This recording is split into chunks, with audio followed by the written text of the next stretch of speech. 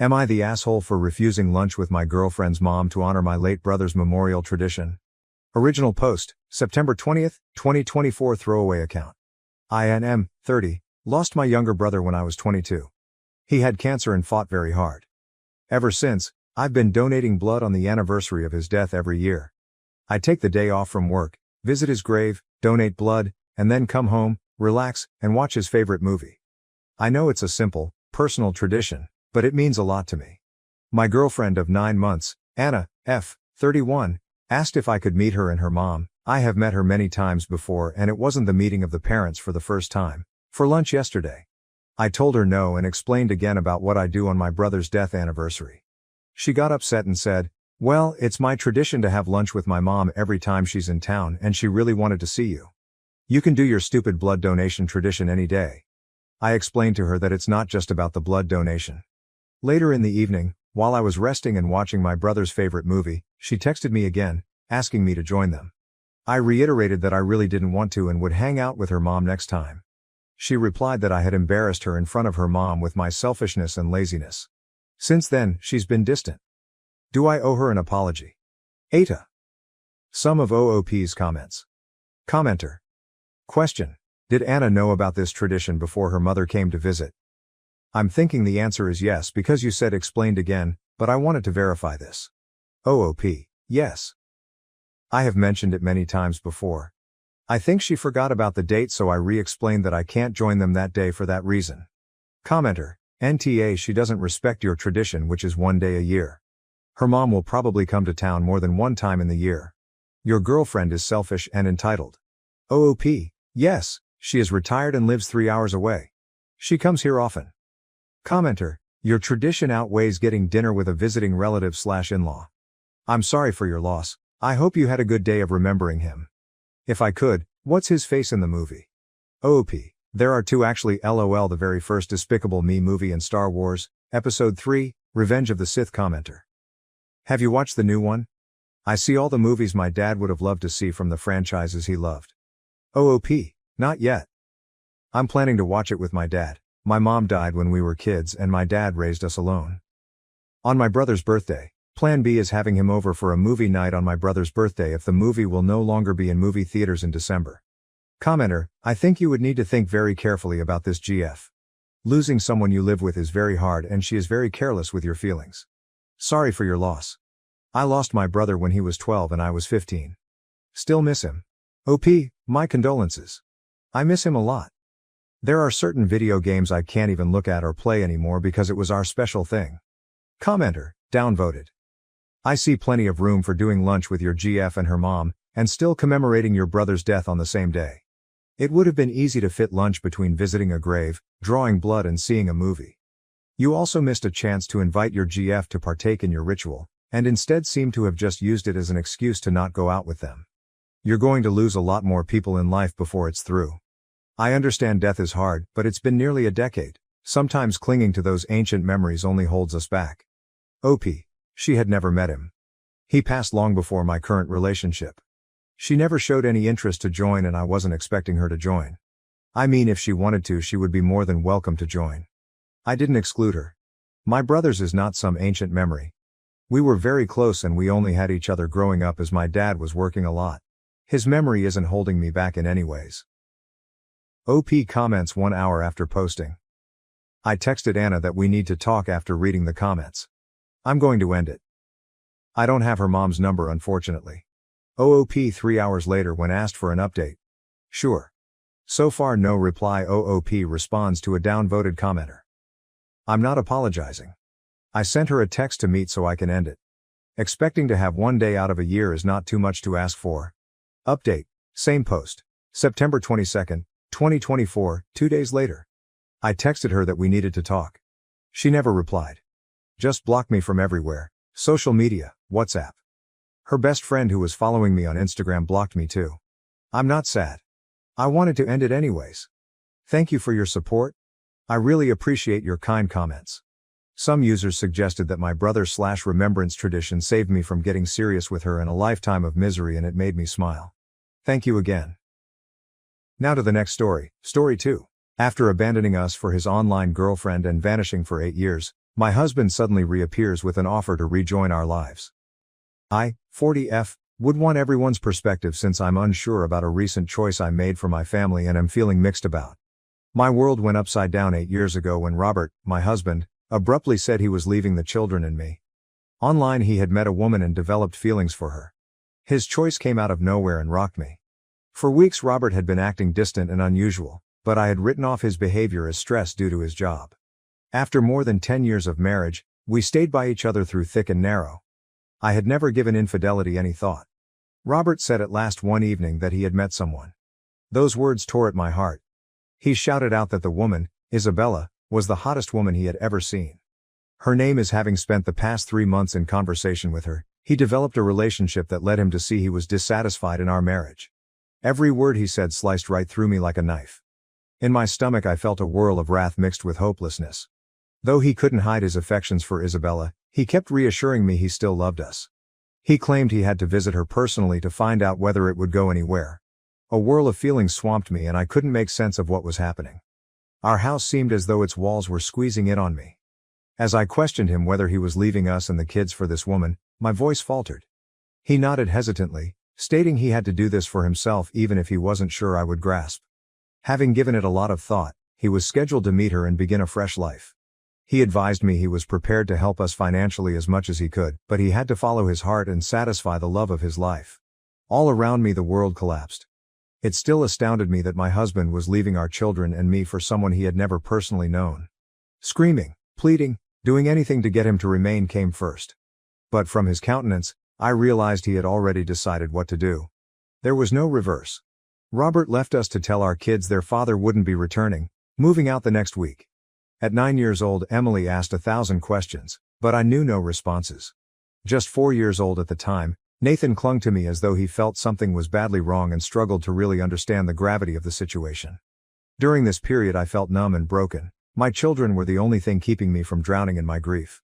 When I first told my family about Robert, they responded exactly like me. They simply couldn't comprehend why on earth my husband of so many years would do something like this.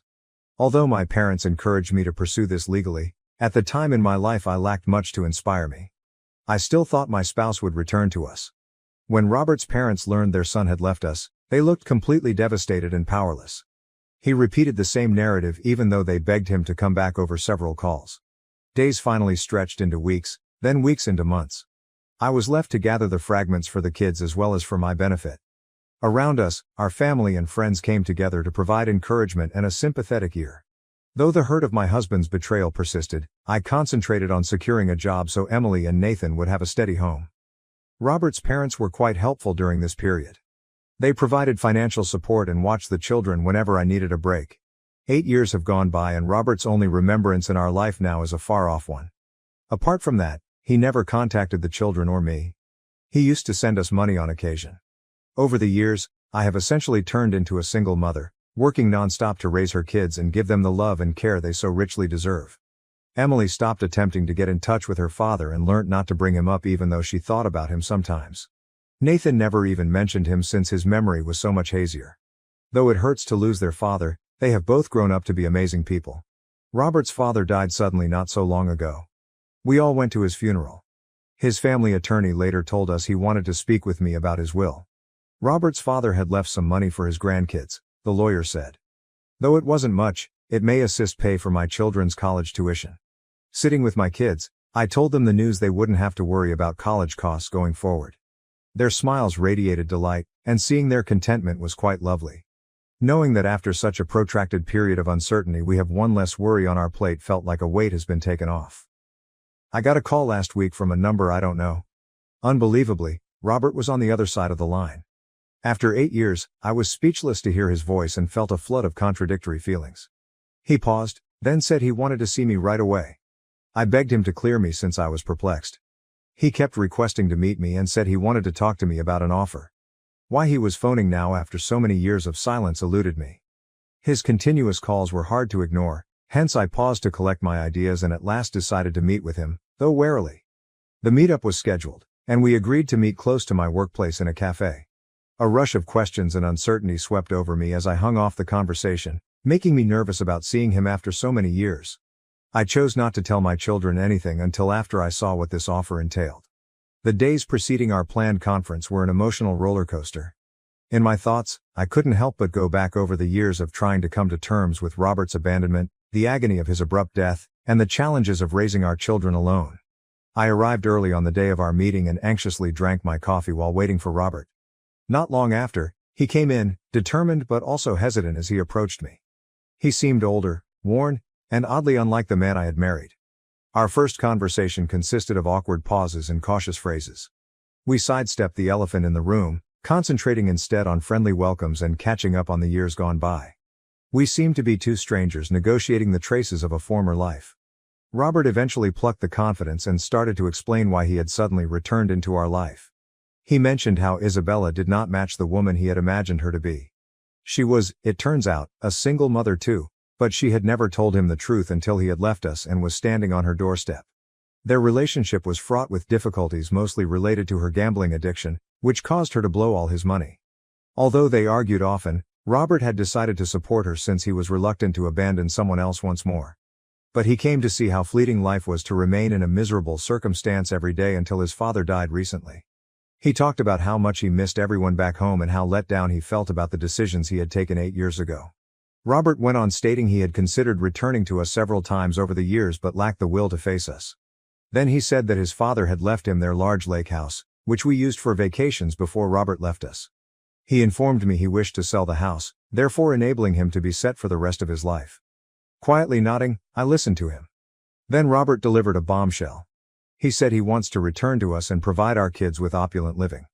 If I embraced him back into our life, he reassured me I would never have to work once more. He reassured me we could enjoy the rest of our lives free from financial concerns, but I looked at him with incredulity.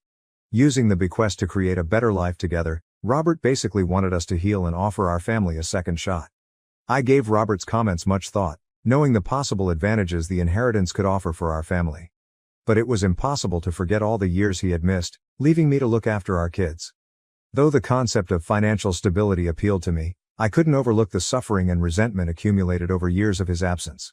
I thus told him quite honestly that although I valued the offer, I couldn't forget the last 8 years. I said I had been juggling job and raising the children alone. Although we may not have everything, we led stable lives and I cannot risk subjecting my kids and me to suffering once more. I wanted to keep them safe and wasn't sure if I could ever rely on him not to vanish once more. Desperate, Robert kept begging me to change her mind. But I knew that if I let him back into our life, I would be greatly risking the stability of our family. Though the idea of turning down his offer hurt, especially given the financial comfort it may provide, I couldn't ignore the emotional scars he had left behind. Since my encounter with Robert, my parents have been urging me to change my mind about turning down his offer. They keep reminding me that following everything he has put us through, the least he could do now is provide our children and me a better life free from financial concerns. According to my parents, people may grow and maybe Robert has seen his faults and wants to really repair our family. They believe I am selfish and want me to put the comfort of my children above my pain. I had been battling my decision late into many sleepless nights. I haven't been able to get myself to share with my kids Robert's comeback. Their reaction to the news and their handling of the concept of their father returning into their life following 8 years of absence worry me. Between the terrible recollections of our past and the possible advantages of taking Robert's offer, I have second-guessed my own judgment. So Reddit, am I the bad guy for turning down Robert's offer and maybe holding my kids and ourselves away from a better life? Update 1. In a few days, people left hundreds of comments and messages for me. That most of you don't believe I'm in the wrong makes me happy.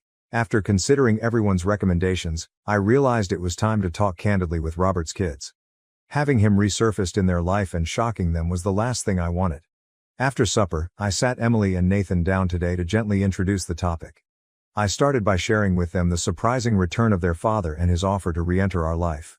Their expressions showed a mixture of uncertainty and interest as they worked to grasp what I was saying. Their responses differed depending on whether I told them he had inherited the lake house and wanted to sell it to aid us financially. Now 17 years old, Emily displayed a range of feelings, from shock to fury. She couldn't understand why Robert wanted to come back after so many years and was as perplexed as I was. She remembered the suffering she had experienced in his absence even if she also missed her father occasionally. Originally she said she had missed having a father figure in her life, but she finally learnt to live without him and no longer wanted him back. Now 12 years old, Nathan told us he didn't remember Robert at all, Hence he didn't really care about my turning down the offer. He battled to understand the whole ramifications of the circumstances. Since I valued their opinions and feelings, I informed them straightforwardly whatever they decided would happen. Nathan consented, claiming he was happy with things as they were. Emily said she had absolutely no want to meet him. Though the idea of maybe healing our family appealed to me. I knew the scars from the past ran deep and my children's welfare came first in my mind. Walking away from Robert that day in the cafe was the right decision I made. After that, I meant to discuss the next line of action with my parents. Though he departed before we could proceed with a divorce, I never intended on being married to Robert, against what most people believe. Although I lacked the means to challenge him at the time, I have come to see that there is no reason in keeping married to this man anymore. Update 2. Over the past 2 weeks, Robert's unrelenting calls had grown even more desperate. He kept phoning even after I told him I wanted him gone. Being a non-confrontational person, his persistent attempts to approach me made me feel cornered and emotionally exhausted. I worried he would show up at my place of employment or pay the children visits at the school out of the blue. I was so determined it was time to get in touch with his mother. She looked to be the sole one who could assist me to grasp his motives and handle his unrelenting search since she knew of his reappearance. I visited with her to let her know I wanted to formally call it quits with him and to let her know I was annoyed with his continuous calls. His mother explained the true reason behind his tenacity during this talk. She said that when Robert's father left him the lake house, he had included a well-crafted clause. Only if he came back to our family could he become the house owner. I had to sign the paperwork also to support his claim to the house. This realization stunned and disgusted me. I at last realized why Robert had been following me for several weeks. His main motivation for getting in touch was to get ownership of the house, not a sincere want to atone or reconcile. The whole scenario seemed like a merciless emotional manipulation, thus I had to give much thought to my next action. It was time to act after I found Robert's actual goals. Especially one based on deception and secrets. I wanted to break out from a relationship. I have begun searching right now for a lawyer to assist with rapid divorce preparation. I have also discussed with my parents, who regret advising me to give his proposition some thought. They are encouraging of my choice to proceed with the divorce since they now realize he hasn't changed over the years. They are sorry for ever advising me to pay attention to him. I have blocked Robert so he cannot trouble me going forward. When I serve him with divorce paperwork, I want to see him personally.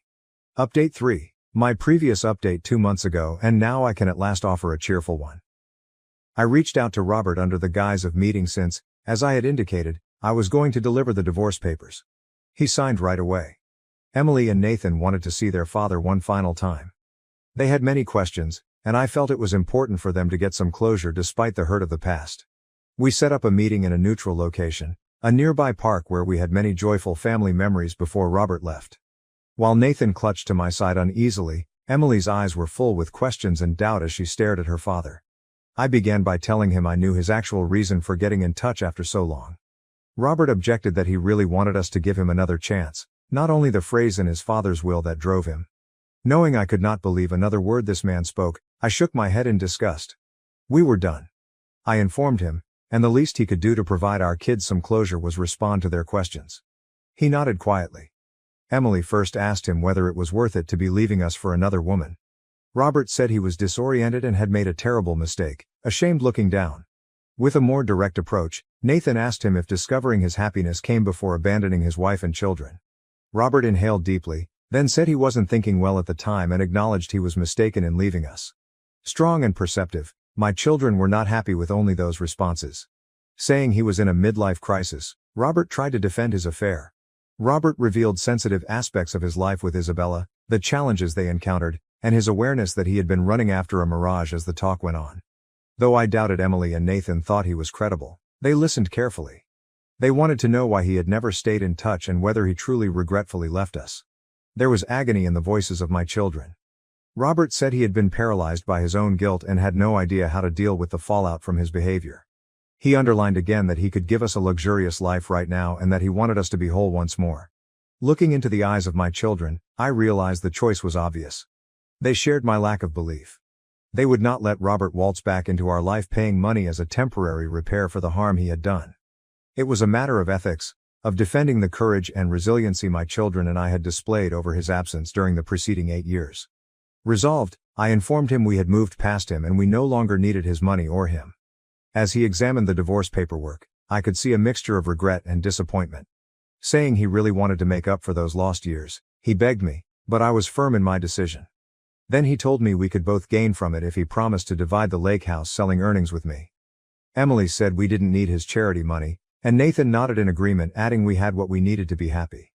I suppose Robert started to cry at this moment as he at last understood what a major error he had made. He continued apologizing to the children, realizing he had made a horrible mistake by abandoning us and knew we could never pardon him. That day I felt free at last as I strolled away from the park hand in hand with Emily and Nathan. I had never realized how big of a load I had silently carried for the benefit of my kids. Watching my kids stand up for me and have my back felt great. Our divorce will follow my determination. Though I know it may be some time until I am formally free of him, I intend to take some time off to spend with my kids in between. We have been eagerly awaiting this trip for a long time. Going to Disneyland. To help offset the terrible memories of the past, I want to build lovely memories full of laughter and happiness with my children. I know that we can boldly and resiliently confront whatever the future presents as long as we have each other. My children and I are on a road toward healing and building a new, solid, and honest life despite the difficulties and emotional upheaval we have gone through. Though this chapter is far from finished, we will be creating our own story from now on, and I'm resolved to make sure it is one full of love, trust, and development. Update 4. I have some fantastic news to share since my previous post. It feels like a major success since I was promoted at my job. It took me some time to get here, but at last I am making a decent living that will let me give much more for my family. Along with financial stability, the encouragement makes one happy to know that their effort has paid off. The divorce process is running smoothly overall at last. After knowing the background between my husband and me, I have engaged a great attorney who is sure the divorce will go without a hitch. Though it could not be easy, our closure and a fresh start depend on it. Over this period, my family and friends have been at my side offering encouragement. Having more than enough now, I intend to send my kids to therapy. Knowing that my kids can struggle with abandonment, I want them to better manage their feelings and go over any residual worries. After looking at therapists who specialize in handling such problems, I came across a sympathetic and seasoned one who focuses on guiding children and families through challenging emotions. As a parent, meanwhile, I think about encouraging my children to explore hobbies outside of their course of study. Emily, my daughter, spends hours painting exquisite works of art for our house. She has a great gift for it. Nathan, my son, has always been naturally gifted at soccer. We spend our weekends supporting him at his games. Seeing my kids living vibrant lives makes me proud. About Robert, we haven't gotten in touch, and I think it's better to keep it that way. As many of you rightly guessed, one day Isabella, his affair partner, approached me out of the blue. The message was hatred and animosity toward me for purportedly stealing Robert away from her, not an apology as one would expect from the other woman. She blamed me for their relationship failing and charged me with being the reason he left. Isabella attacked me in her letters, calling me names and leveling cruel charges. She asked me why I had brought Robert back to our family and said I had coached him. The messages were hostile and disturbing, and the degree of her wrath overwhelmed me. This woman had the guts to be upset with me when she was the reason my family split 8 years ago, and it astounded me. I answered her saying I was in the process of divorcing Robert and that I had no want to remain with him. She had no right to get in touch with me, so I reminded her of the suffering and uncertainty our family had experienced when Robert left for her. I underlined how my children had endured, and how our lives had been inverted all those years ago. I made it plain that I never wanted him back and that she should blame her gambling addiction and herself if she needed to assign blame. After delivering the message, I blocked her, hopefully preventing her from trying to get in touch once more. I want her to not ruin the quiet life my kids and I have created. Regarding Robert's mother, I do chat to her occasionally since she has always been polite to me. She wants me to do whatever it takes to be happy and admits her remorse on the way things have gone. Fascinatingly, his mother also stated that the lake house would not be coming to him as his father had intended, since my decision not to reunite with Robert would prevent that. Though it felt right, this discovery surprised me. Robert should pay the consequences, as his self-serving choices had not only destroyed our family but also hurt another. It is time to step forward and bid the past behind us. Although the road is difficult, the mending process is under active progress. With every day, our future seems more promising as my children are flourishing. Thank you for watching. If you haven't subscribed yet, please do so and hit the notification bell to stay updated with more shocking real-life stories happening around you.